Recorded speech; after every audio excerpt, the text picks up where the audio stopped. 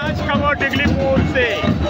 आज शांतनु ठाकुर जिन्होंने shipping minister उन्होंने आए हैं, तो अभी देखिए यहाँ में सारा मधुआ संप्रदाय यहाँ में हाजिर हुआ है उनको स्वागत करने के लिए। पुलिस फोर्स पूरा सिक्योरिटी के साथ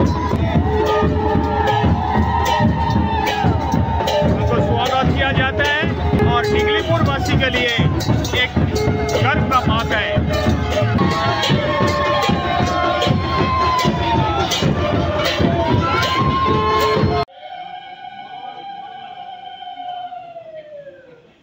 সেই উপাসনা করার মানেই হচ্ছে নিজের ভিতরে শক্তি অর্জন করছে।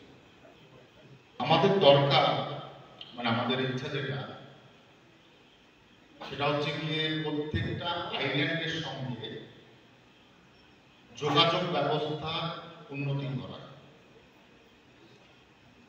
আমি বলি জাহাজ চালানো বর্তমানে ভারত সরকারের কাছে একটা কঠিন জিনিস হয়ে গেছে। সত্যি কথা, এইটা যদি আমরা প্রাইভেট মাধ্যমে করাতে পারি, কারোর মাধ্যমে যার জাহাজ যে এই মানে করে এই কাজগুলো করে, যাতায়াত ব্যবস্থা করে, তাদের মাধ্যমে যদি আমরা করাই তাহলে আপনাদের সুবিধা হবে। আইল্যান্ডের জন্য কম খরচে যাতে মেনল্যান্ডের সাথে সম্পর্ক করা যায় সেই ব্যবস্থা করার প্রচেষ্টায় আমরা আছি। আর যারে বলে ইংরেজিতে পিপিপি মডেলে দেওয়া, ঠিক আছে? কোন সংস্থার মাধ্যমে আমরা প্রত্যেকটা আইল্যান্ডের জাহাজের সুবিধা দেব, মানে স্টিমার, জাহাজ, ফেরি যেগুলোকে বলে, এই সুবিধা আমরা খুব শীঘ্রই বার করবো। তার জন্য প্রত্যেকটা আইল্যান্ডে যেখানে যেখানে জেটি বানানোর দরকার সে বিচার ব্যবস্থা আমাদের চলছে। এবং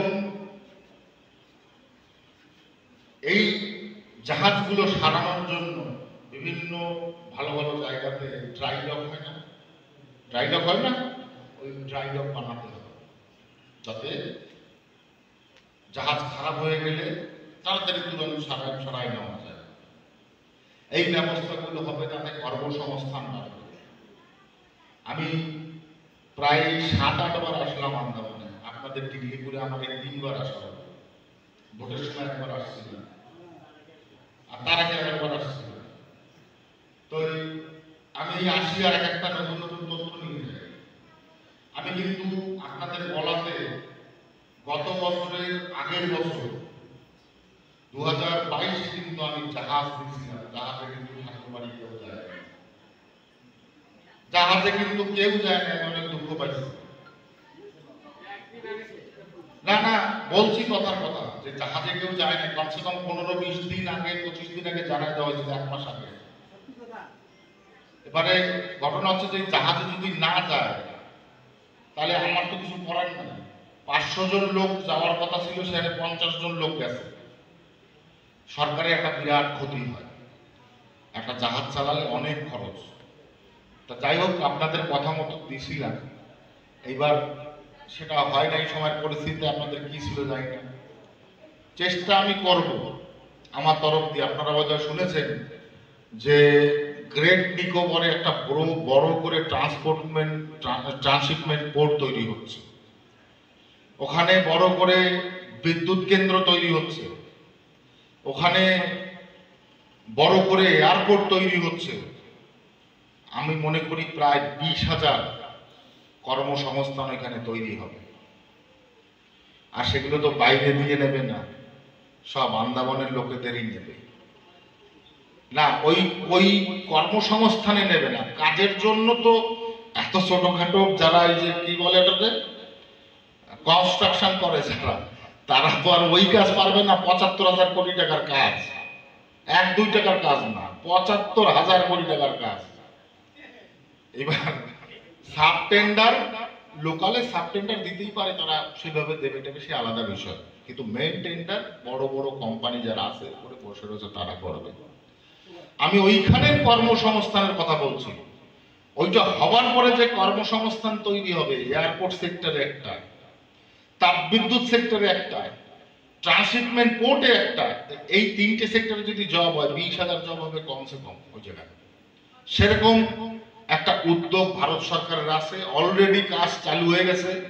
আমি আগামী 2 তারিখে 1 তারিখে এই জায়গাতে আমি যাব ভিজিট করার জন্য, আর সমস্ত আইল্যান্ডের রিপোর্টগুলো আমি নিয়ে যাচ্ছি। এইখানে ডিগলিপুরে বড় করে যেটি করা হবে আমি আগে বলে গেছিলাম, ইলেকশন কমিশনের আন্ডারে ছিল গত বছর, যার জন্য আমি ওইটা আর প্রচার করতে পারি নাই। কিন্তু প্রচার করতে পারি মানে বাস্তবে করতে পারি নাই, প্রচার করেছিলাম ইলেকশনের সময় এসে। কিন্তু আমার টার্গেট রয়েছে যেটি এখানে করা। আমি আপনাদের সম্পর্কে একেবারে এ থেকে জেড পর্যন্ত আমার আইডিয়া আছে। যে জিনিস এই সামনের থেকে পাস হয়ে যায় জাহাজ, সেটা গিয়ে পোর্ট ব্লেয়ারে নামে। পোর্ট ব্লেয়ারে 10 টাকা বিক্রি হলে এখানে 14 টাকা বিক্রি হয় সেই জিনিসের। এই যে ব্যবধান, তাহলে এইখান থেকে যখন জাহাজটা যাচ্ছে এখানে তো মাল করে আনলোড করে দিতে পারে এখানে। তাহলে এখানে যদি আনলোড করে আপনাদের অতখানি কস্টিং ভাড়া দিয়ে এত দূর আনতে হয় না, যার জন্য 4 টাকা বাড়ছে। এই আমার হিসাব আছে মাথার মধ্যে। এইখানে যতক্ষণ আসি, জানি না কতদিন থাকবো এই দপ্তরে, কিন্তু যতক্ষণ আছে আমি রিপোর্ট করে কাজ তৈরি করে দিয়ে তারপরে যাবো ওই জায়গা দিয়ে। কাজ আমি তৈরি করবই।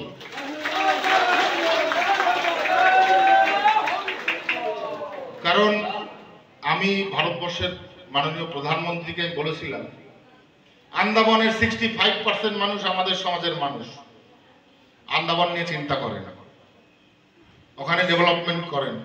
উনি মনে হয় তারপরেই আমার এই শিপিং মিনিস্ট্রি দিয়ে দিছে যে তুমি সামলাও ভাই ও জায়গায়। হ্যাঁ, আমি তো কোনোদিনও শিপের সাথে যুক্তই না, কিছু জানিই না সম্পর্কে, হঠাৎ করে আমার দিয়ে দিল কেন আমি জানি না, এখন জানছি সেটা। আমি তো জানতামই না কিছু। তো তুমি গিয়ে সামলাম, তো বুঝলাম, তুমি তোর মুখে বলবে না ওইভাবে। তো দেখি, যাই মাঝে মাঝে গিয়ে দেখি কি অবস্থা আছে, কি করা যায় না করা যায়। তো ধীরে ধীরে এই কাজগুলোরে আমরা শুরু করছি। আন্দামানকে সাজানো হবে, ডেলে সাজানো হবে। আন্দামানের মতো ভূস্বর্গ পৃথিবীতে খুব কম আছে, ঠিক আছে? আন্দামানকে যদি সঠিকভাবে তৈরি করা যায়, তাহলে আন্দামান একটা ঝকঝকে সোনার হীরা, সোনার উপরে যেমন হীরা, সেইরকম একটা ভারতের স্থান তৈরি হতে পারে। কিন্তু এরে বুঝে ঢেলে সাজাতে হবে। পড়তে দেখলে বোঝা যায়, পাশ দিয়ে দেখলে বোঝা যায়, সামনে দিয়ে দেখলে বোঝা যায় যে পরিস্থিতি কি। যাই হোক, বক্তব্য অনেক দিছি, আর না। এখন আপনাদের অনেক রাত হয়েছে, আপনারা যাবেন। সকলে অনেকক্ষণ অপেক্ষা করেছেন, অনেক কষ্ট করে অপেক্ষা করেছেন, যার জন্য আমার অশেষ অশেষ ধন্যবাদ। আমাকে আবার আপনাদের সকলকে, সাধুগুরু গোসাইকে আমার প্রণাম, আমার ভালোবাসা জানাই। আমার বক্তব্য শেষ করলাম। জয় হরিচাঁদ, জয় গুরুচাঁদ, জয় মতো ভক্তের জয়।